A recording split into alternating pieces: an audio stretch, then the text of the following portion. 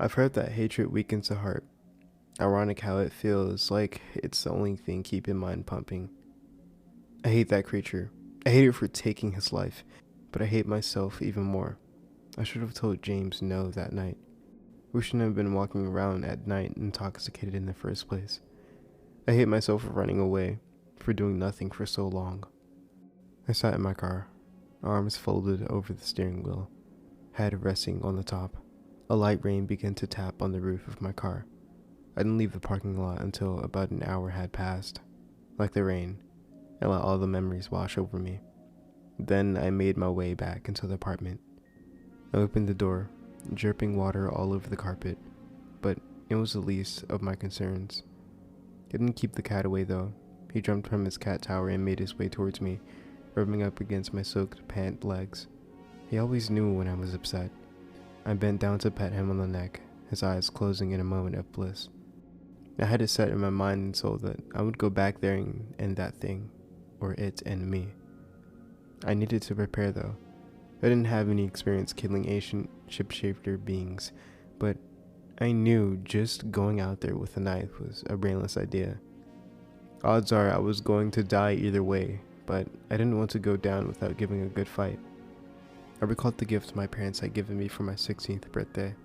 It was an older model, a Browning 12-gauge shotgun from the 1960s, originally owned by my grandfather, was given to my mother and then passed on to me. In the past, I had shot it multiple times, only at non-living and non-moving targets though. It was a semi-automatic shotgun, so no pumping needed. You would load the shells in from the bottom and pull back the slide, and it was ready to fire. You would load the shells in from the bottom, pull back the slide, and it was ready to fire, and as fast as you could pull the trigger. I had kept it under my bed for years with the intent of it being self-defense weapon, but completely forgot about it.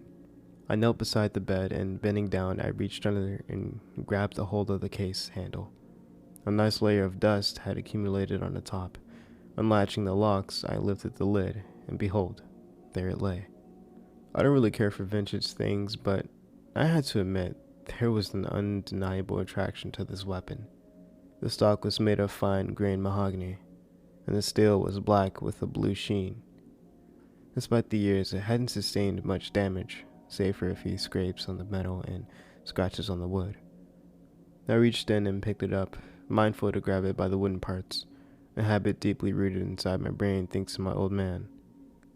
I brought the stock up to my shoulder, widened my stance and raised up the barrel and took aim.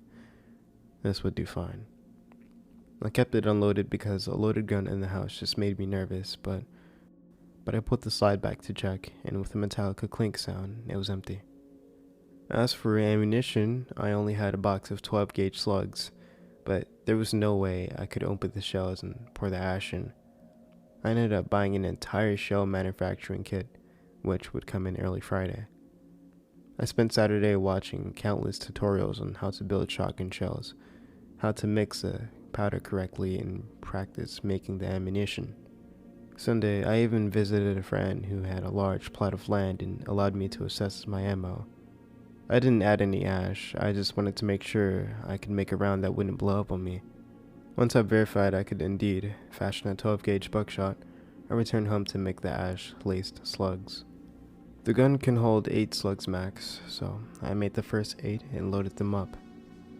Then, an additional 16 with the supplies I had left. I had bought a utility belt and a couple of satchels as well to hold my ammunition, and a bag of ash mixture for the knife. I had a sheath for the knife on my back of the belt, satchel of ammunition on my left, and ash on my right. I hope I didn't have to get close enough to use the knife. I decided Monday that I would head out during the night, even though I would have much preferred during the day. The issue was being seen armed to the teeth, and people don't take kindly to that sort of behavior nowadays. I had left a note for my mom in the apartment. Surely after not returning her calls for days, she'd be over to see if I were okay. It was a farewell note. I told her everything regarding how I felt, and that I planned to take my own life. I didn't mention the creature, and she wouldn't have believed that part anyway. I left the entire bag of cat food open for the cat, so he could gorge himself over the next few days. Which would be more than enough time until my mom would start to panic. Around 11 p.m., I started my journey to the clearing. I bypassed a drainage ditch, having no interest in going down there anymore, and proceeded towards the trail. The trees loomed above me disconcertingly. The moon shone above, but in an unwelcoming way. Now that the fall season had come, most of the trees had shed their leaves, but there were still a few tinged with red and yellow. An icy chill blew against me, but what made me shiver was that I heard nothing.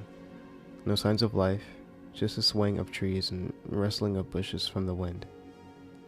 I had an overwhelming sense of being watched. I held the gun tighter to me, finger right above the trigger. I had to convince myself several times on the walk not to turn back, but finally the clearing came into view. What once brought me so much joy and peace now brought me contrition and despair.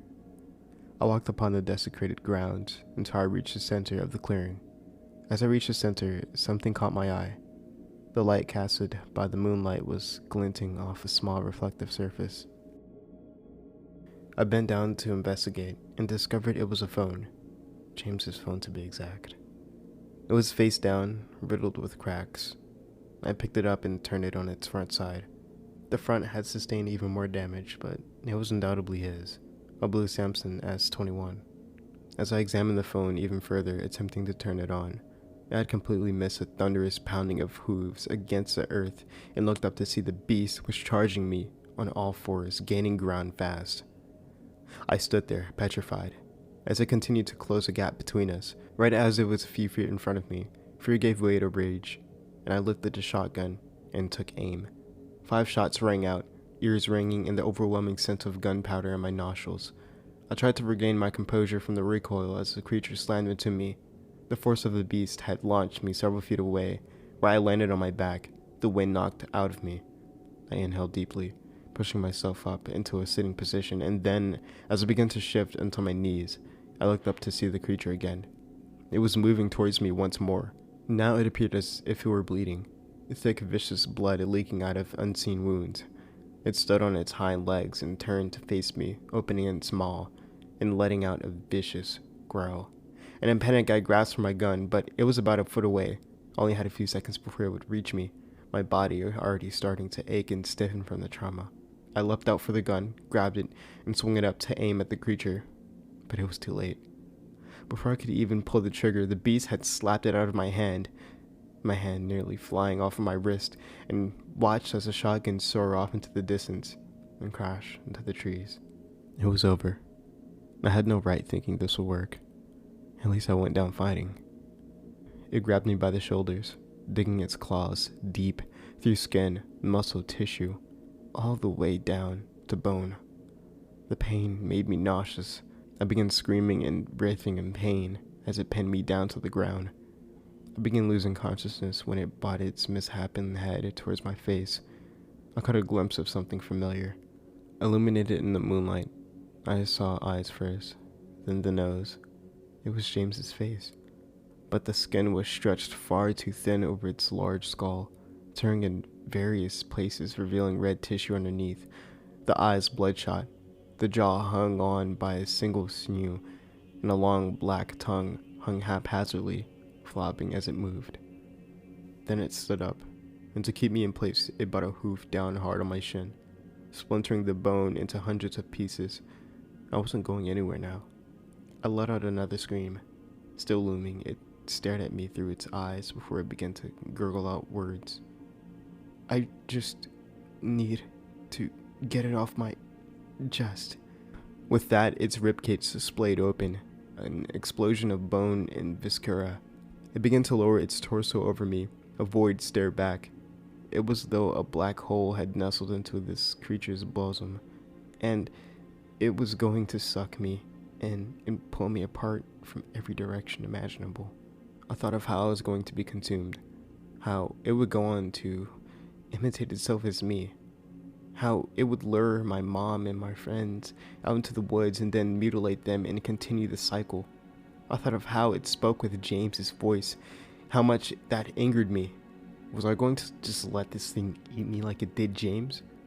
I was going to die no matter what, so it didn't matter what I did at this point. As it brought its body on top of mine, the ribcage beginning to close in on my sides, puncturing the skin. An unseen force began to pull me deep inside, like a large vacuum. I arched my back and reached under to pull the knife from my sheath. I brought it up and then quickly stabbed into my satchel, making sure to move it around and coat the blade enough, accidentally stabbing myself in the process. With my other hand, I grabbed the beast's neck to leverage myself up and plunged the blade into its neck. James's eyes stared at me and widened. The creature yelped like a wounded dog and immediately jumped up and off of me. I watched as it brought its claw up to its neck and pulled at the blade, and came out with a thunk, more oily blood shooting out. It writhed and thrashed about, swinging its claws aimlessly before collapsing on the ground next to me. I watched as it went through its death throes, taking long, labored, and weird breaths. The breathing eventually stopped, and it was dead.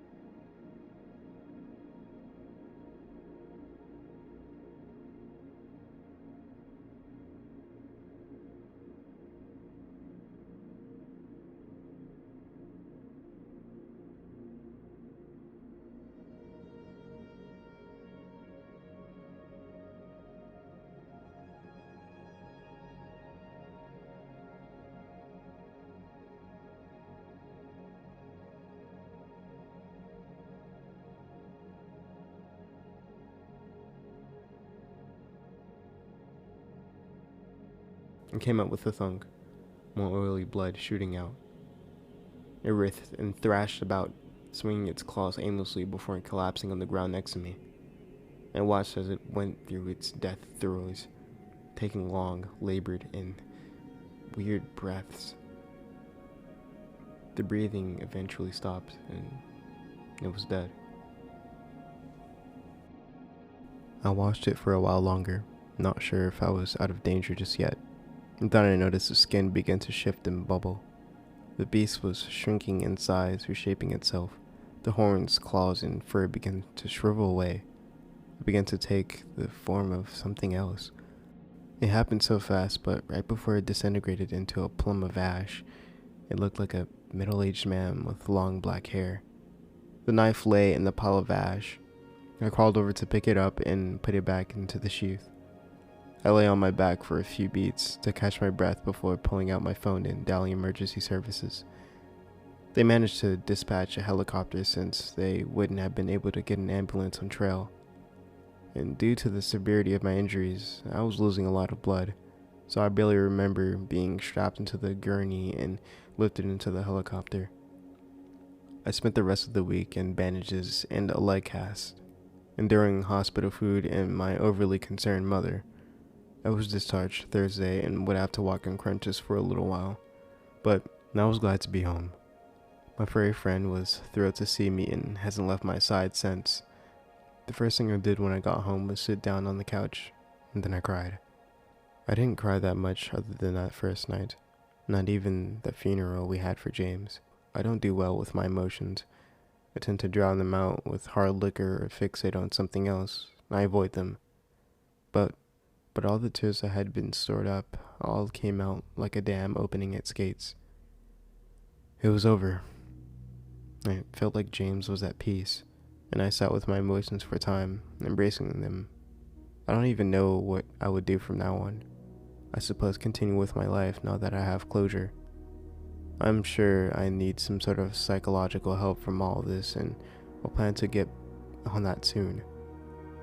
The last few days of this week, I spent a lot of time sleeping, and I had the dream about the clearing again, but this time, when I revisit the dream, I'm always in a different place. I feel nothing though, just emptiness. Now I've been feeling that way all week now that I come to think of it. Anyway, thank you for reading this, and for all the suggestions, this will be my last post. Stay out of the woods at night, especially when drinking, and avoid any 10-year-old girls you may hear calling out to you.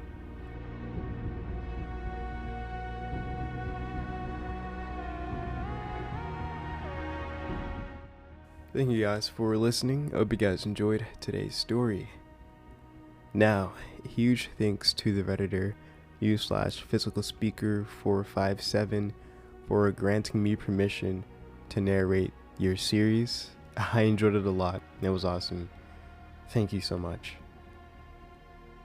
Once more, hope you guys enjoyed, and I'll see you guys on the next story. So, don't forget to sit back, relax, and indulge in fear.